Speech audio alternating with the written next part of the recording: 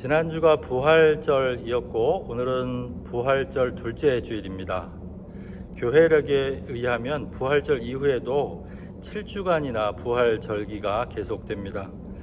부활절은 익숙하겠지만 부활절기가 계속된다는 사실을 아는 분들은 많지 않을 겁니다. 7주 동안이나 부활절을 지키는 이유는 기독교 신앙에 있어서 부활이 그만큼 중요하기 때문입니다. 몇 주 동안 교회력에 따른 본문의 말씀들을 가지고 부활과 관련된 신앙의 이야기들을 함께 나눠보려고 합니다. 예수님이 십자가에 달려 돌아가신 후에 제자들은 무서워서 문을 닫아 걸고 있었습니다. 제자들이 유대인들을 두려워했던 이유는 예수님이 십자가의 처형을 당하셨기 때문입니다. 당시 십자가에 처형당한 사람들은 모든 사람들에게 기피의 대상이었습니다. 그래서 자신들에게까지 그 피해가 올지도 모른다는 두려움이 있었던 거죠. 그때 부활하신 예수님께서 이들을 찾아오십니다. 예수님께서 불안감에 떨고 있는 이들에게 하신 첫 말씀은 너희에게 평화가 있기를 이라는 말씀이었습니다. 미국계 교인들이 예배 시간에 평화 인사를 나누면서 하는 인사말이 바로 이 말입니다. Peace be with you. 살다 보면 불안하고 두려운 일들이 참 많죠. 우리는 그만큼 강하지 못해서 불안하고 두려운 일들 앞에서 쉽게 낙심하고 절망합니다. 그런 우리를 주님은 잘 아시죠. 그리고 그 자비로운 손길로 우리를 보듬어 주십니다. 주님께서 주시는 평화는 이 세상이 주는 평화와는 다릅니다. 주님께서 찾아오셨을 때 제자들이 느꼈을 안도감을 한번 생각해 보시기 바랍니다. 그 존재 자체가 주는 안정감, 거기에서부터 오는 평화는 세상이 주는 거짓 평화와는 비교할 수가 없는 거죠. 이 말씀을 하신 뒤에 주님은 자신의 두 손과 옆구리를 제자들에게 보여주십니다. 십자가 처형을 당하실 때 생겼던 자국들이죠. 두 손에는 못이 박혔던 자국, 옆구리에는 깊숙이 창에 찔린 자국이 있었겠죠. 제자들은 자기들 앞에 나타난 분이 정말로 예수님이라는 사실을 깨닫고는 기뻐합니다. 그런데 12제자 중에 하나였던 도마는 예수님께서 오셨을 때 그 자리에 없었습니다. 다른 제자들이 부활하신 주님을 만났다고 말해도 그는 그 사실을 믿을 수가 없었죠. 그래서 도마는 이렇게 말합니다. 나는 내 눈으로 그의 손에 있는 못자국을 보고 내 손가락을 그 못자국에 넣어보고 또 내 손을 그의 옆구리에 넣어보지 않고서는 믿지 못하겠소.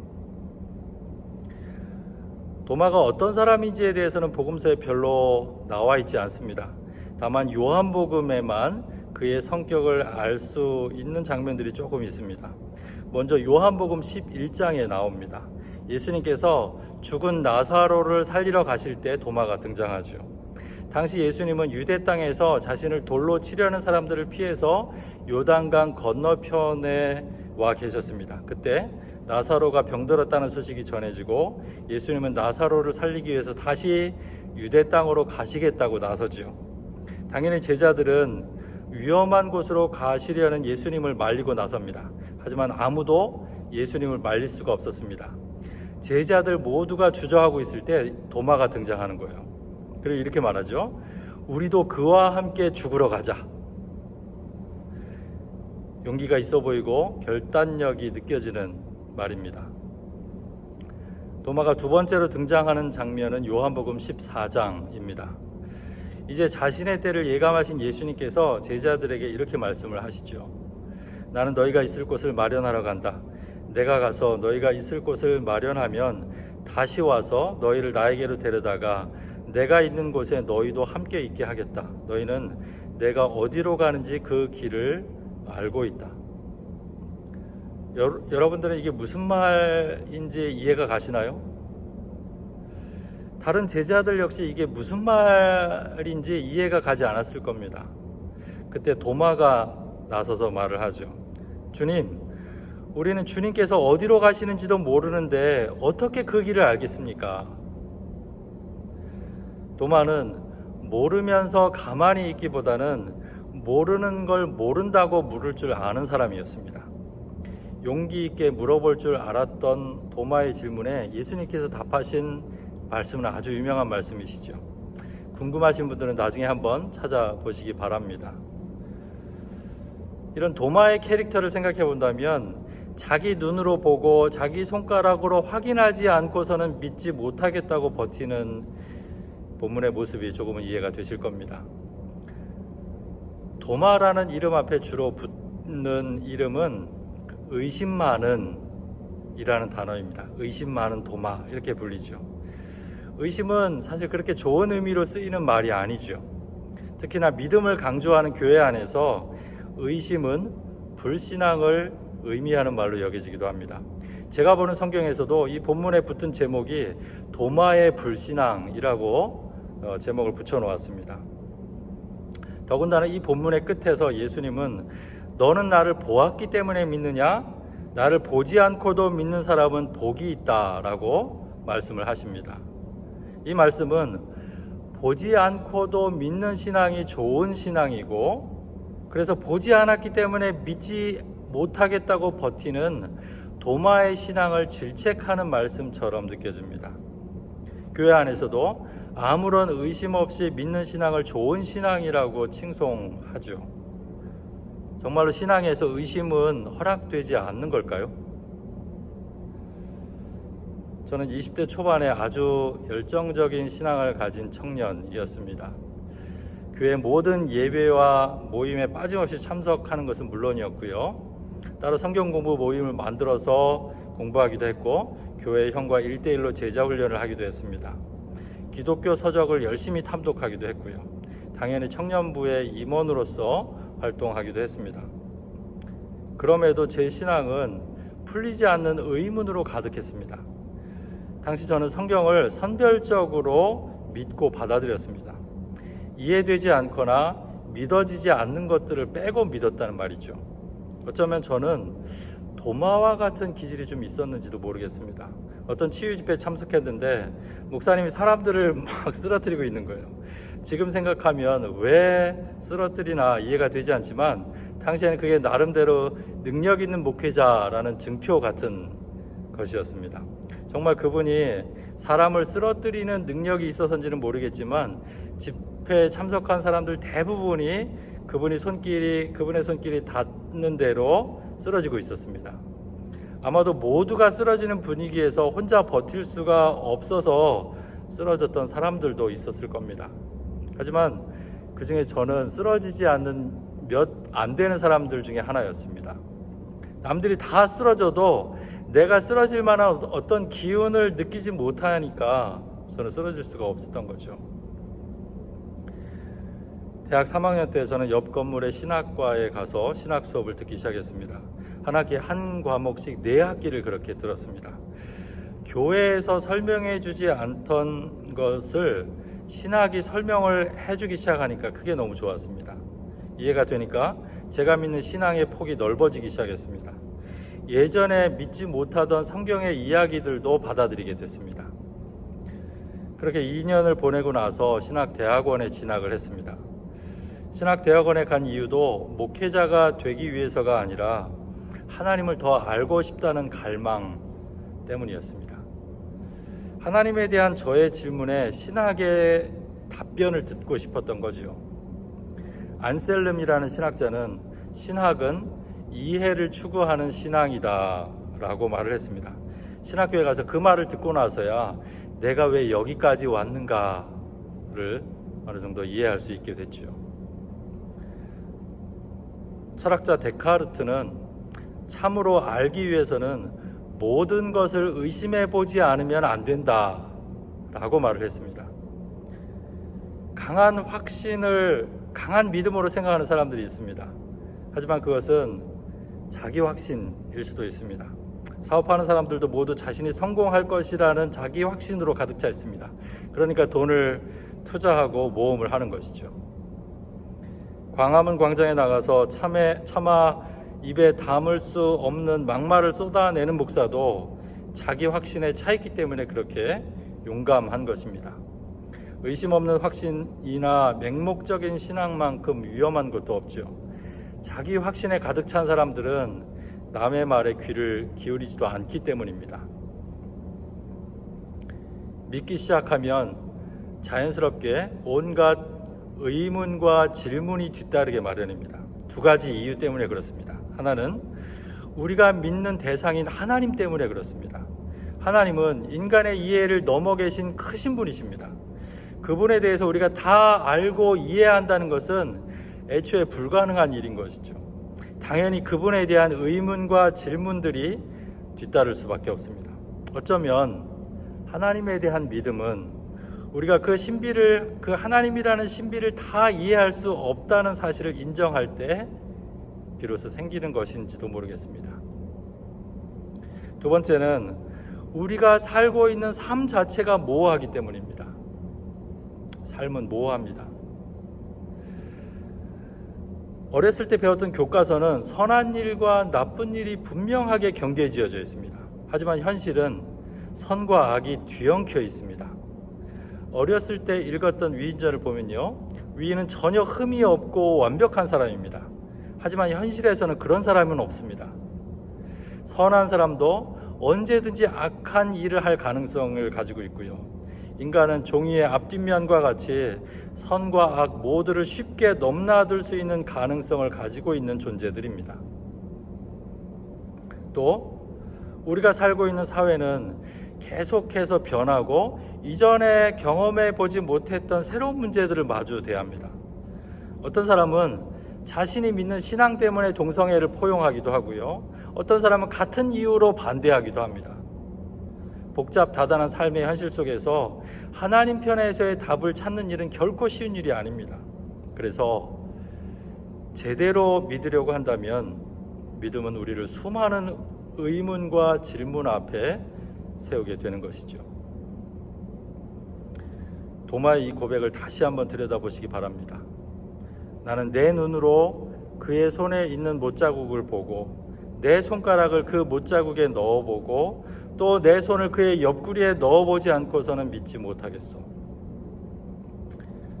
도마의 이 말은 의심이 많아서가 아니라 제대로 믿기 위한 치열한 열망 때문인 것처럼 느껴집니다. 자신이 경험하지 않는 것은 결코 자기 신앙이 될 수가 없죠. 도마는 그런 자기 신앙을 위해서 치열하게 지금 의심하고 묻고 있는 겁니다. 한 주 후에 도마가 제자들과 함께 있을 때 예수님께서 다시 찾아오십니다. 그리고는 내 손가락을 이리 내밀어서 내 손을 만져보고 내 손을 내 옆구리에 넣어보아라. 그래서 의심을 떨쳐버리고 믿음을 가져라 말씀하십니다. 도마가 실제로 예수님의 손을 만지고 옆구리에 손을 넣었을까요? 본문은 여기에 대해서 아무런 답도 주지 않습니다. 그래서 이 장면은 수많은 예술가들의 영감을 자극했죠. 이 장면을 그린 그림들이 꽤 많이 있습니다. 그 중에 유명한 그림이 17세기 이탈리아의 화가인 카라바초의 그림입니다. 그림을 보시면 네 사람의 얼굴이 한가운데 몰려 있습니다. 모든 시선은 한 군데를 향해 있습니다. 예수님은 옷자락을 걷어 올려서 옆구리를 드러내고 계시죠.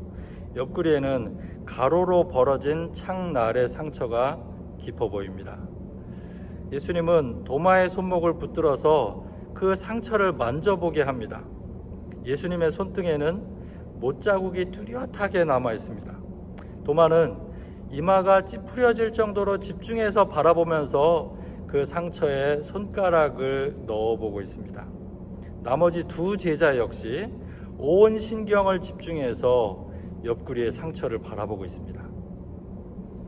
예수님은 의심하는 도마를 책망하지 않으셨습니다. 대신에 그를 찾아오셔서 그 의심을 해소시켜 주시죠. 자신의 상처 자국을 직접 만져보게 하심으로써 진정한 믿음에 이를 수 있도록 도와주고 계시는 겁니다. 이것이 믿음의 과정에서 일어나는 일입니다. 제대로 믿기 위해서는 우리 안에서 일어나는 의심과 회의를 정직하게 마주 대해야 합니다. 그리고 질문해야 합니다. 그러면 하나님은 우리의 손을 이끄셔서 그 질문을 해소하는 자리로 이끌어 주십니다. 여전히 다 이해할 수 없지만 그렇게 한 가지 한 가지 한순간 한순간 말씀해 주시고 깨닫게 해 주십니다.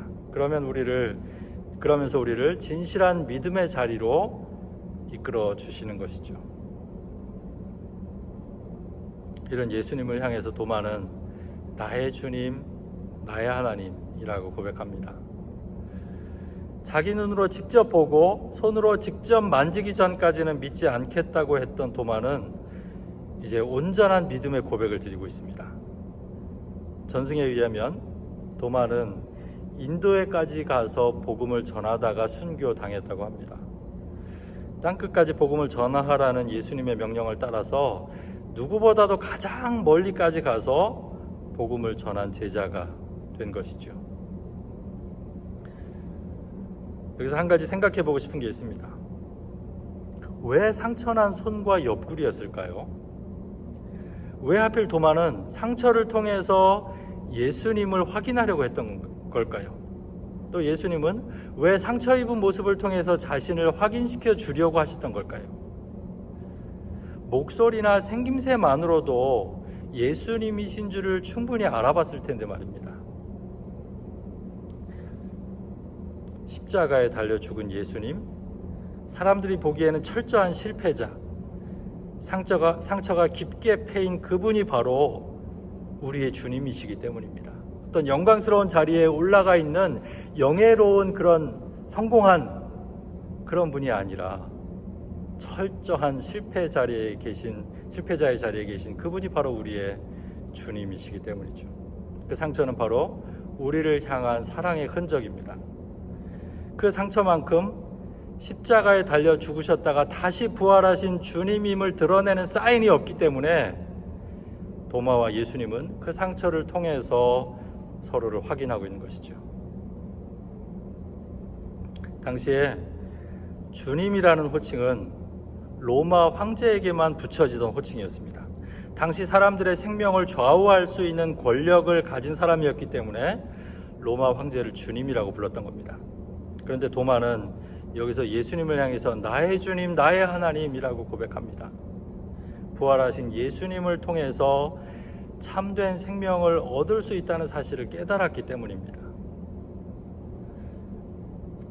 초기 기독교인들이 예수님을 주님이라고 고백할 수 있었던 이유는 부활하신 예수님을 만났기 때문입니다.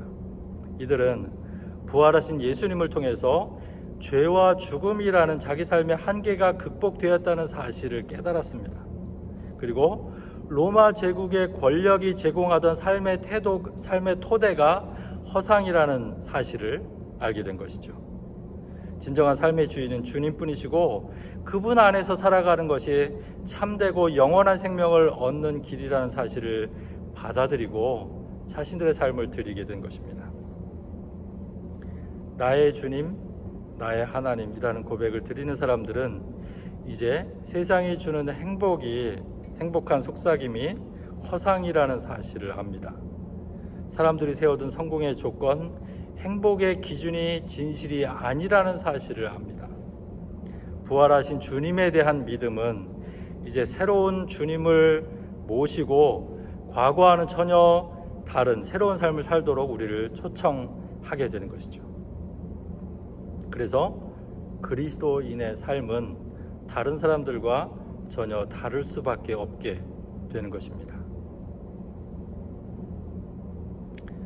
도마의 이런 고백을 들으신 예수님은 너는 나를 보았기 때문에 믿느냐? 나를 보지 않고도 믿는 사람은 복이 있다 말씀하시죠. 이 말은 무조건 믿으라는 뜻이 아닙니다. 믿음은 상식을 바탕으로 초월을 향해서 나가야 합니다. 한국교회 모든 문제는 상식을 바탕으로 하지 않고 바로 초월을 향해서 나가는 데에서 생깁니다. 상식적으로만 따져봐도 잘못된 일임을 아는 일들이 끊임없이 일어나는 이유가 바로 여기에 있습니다. 본문의 표현으로 말하면 보는 것을 바탕으로 해서 보지 않는 것을 향해서 나아가는 것입니다. 의심과 회의는 자연스러운 믿음의 과정입니다. 그런 과정을 통해서 우리는 질문하고 이해하기 위해 답을 찾아 나가는 노력을 게을리하지 말아야 합니다. 하지만 어느 순간에 이르러서는 우리가 다 알 수 없다는 깨달음을 얻는 순간이 찾아오죠. 하나님은 너무 크시고 우리의 삶은 너무 모호하기 때문에 그렇습니다. 더 이상 보고 만질 수 없을 때 그때 보지 않고도 믿는 겁니다. 다 알 수 없지만, 다 이해할 수 없지만 그분을 신뢰하고 붙드는 것이죠. 그러면 보게 되고 알게 되는 경험을 하게 되는 겁니다. 처음에는 보고서 믿음에 이르지만 어느 순간에는 믿고서 보게 되는 차원에 이르게 되는 것이죠. 여러분들 중에는 아직 믿음의 문턱에 서 계신 분들이 있을 것입니다. 혹은 여러 의심과 회의의 과정 중에 있는 분들도 있을 것입니다. 혹은 어렸을 때부터 자연스럽게 교회를 출입하다 보니까 아무 의심 없이 믿음의 발을 디딘 분들도 있을 것입니다. 어떤 경우든 하나님 앞에 질문하기를 포기하지 마시기 바랍니다. 질문하기를 포기하는 순간 우리의 믿음은 더 이상 진보하기 어렵습니다. 미움보다 더 무서운 것이 무관심이라고 하죠.